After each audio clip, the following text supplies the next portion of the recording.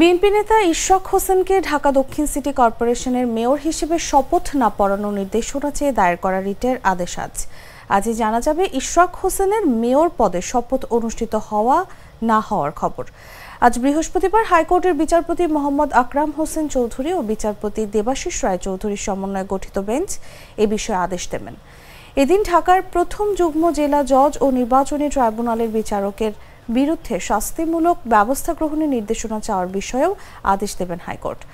এর আগে বুধবার ঢাকার প্রথম যুগ্ম জেলা জজ ও নির্বাচনী ট্রাইব্যুনালের বিচারকের বিরুদ্ধে শাস্তিমূলক ব্যবস্থা গ্রহণের নির্দেশনা চাওয়া এবং বিএনপি নেতা ইশরাক হোসেনকে ঢাকা দক্ষিণ সিটি কর্পোরেশনের মেয়র হিসেবে শপথ না পড়ানোর নির্দেশনা চেয়ে উচ্চ আদালতে দায়ের করা রিট আবেদনের শুনানি শেষ করা হয়।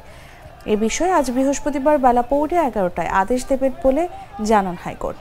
নির্ধারিত দিনে আদেশের তারিখ পিছিয়ে এই দিন ঠিক করেছেন আদালত।